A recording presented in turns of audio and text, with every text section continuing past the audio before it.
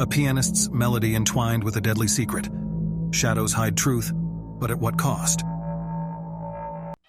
Welcome to Foxland Stories, to a realm where tales come alive and mysteries beckon. Each story is a gateway to imagination, each word a brushstroke on the canvas of your mind.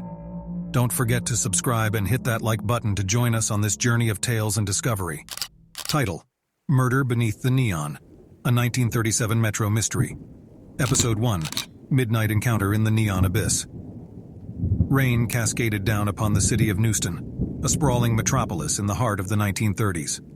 The sky was a canvas of dark, brooding clouds, and the neon lights that adorned the city's towering buildings flickered through the mist, casting an eerie glow over the damp streets.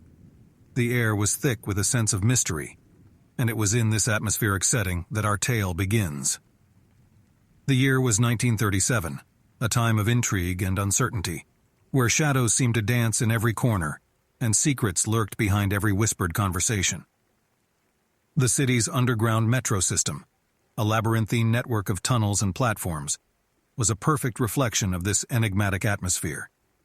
It was within the belly of this urban beast that our story takes root. On a chilly evening, the underground station at 7th Avenue bustled with activity. Commuters hurried to and fro, clutching their hats and umbrellas as they sought refuge from the relentless rain. The platform was illuminated by a soft, golden light that contrasted sharply with the gloomy darkness of the tunnels. People huddled together, waiting for the next train, their voices mingling with the distant rumble of approaching locomotives. Among the bustling crowd, a woman stood out. She was draped in an elegant white coat that flowed like a cascade of purity against the muted backdrop of the station. Her dark, wavy hair framed a face that bore an air of quiet sophistication. Her lips painted a bold shade of crimson that accentuated her allure. This was Eliza Sinclair, a renowned pianist and composer who had captured the hearts of many with her ethereal performances. Her presence was an oasis of elegance amidst the utilitarian surroundings. Eliza stood there, seemingly lost in thought, her eyes fixed on the tracks. The arrival of the train was imminent, its clattering wheels growing louder as it approached. The crowd shifted, jostling for a better view of the incoming locomotive. But before anyone could react, a sudden commotion erupted at the other end of the platform. A figure emerged from the shadows, moving with a quiet intensity. It was a man, his trench coat billowing behind him as he rushed towards Eliza. His face was obscured by a fedora, casting his features into shadow, and in his gloved hand, he held a small package.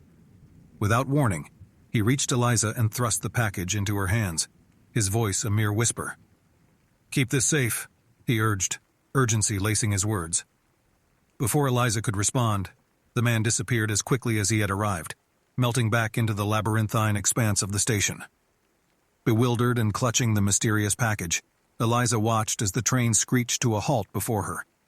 With a final glance at the spot where the man had vanished, she stepped onto the train, the doors sliding shut behind her. As the train roared through the tunnels, Eliza's mind raced. Who was that man? What was in the package he had given her? And why had he chosen her, a mere pianist, as the bearer of this enigma? Her thoughts were a whirlwind of questions, and she couldn't shake off the feeling that she was being drawn into something far beyond her understanding. The train pulled into its next stop, and Eliza disembarked, her heart pounding in her chest. She was determined to uncover the truth behind the package, to delve into the shadows that seemed to cling to her every step. But fate had other plans. As Eliza emerged onto the platform, she found herself at the epicenter of chaos. A crowd had gathered, and the station's harsh lights illuminated a scene of horror. There, lying motionless upon the cold concrete, was a woman dressed in a white coat, much like the one Eliza herself wore. A pool of crimson spread beneath her, stark against the sterile surroundings. Time seemed to stand still as Eliza stared at the lifeless form before her. A chill ran down her spine, a sense of foreboding settling deep within her soul. The woman's death was a haunting echo of the mystery that had thrust itself into Eliza's hands just moments before. As the police arrived and the station descended into a cacophony of voices and flashing lights, Eliza remained rooted to the spot. The world around her blurred, the rain outside merging with her tears as the weight of the situation pressed down upon her. Little did she know that the package in her possession held the key to unlocking a web of secrets that spanned the city's darkest corners. Eliza Sinclair, the unsuspecting pianist, was about to become entangled in a complex tapestry of deceit, espionage, and murder that would test her courage and wits like never before. And as the rain continued to fall outside, washing away the traces of blood and mystery, the neon lights of Newston continued to cast their eerie glow upon a city veiled in shadows.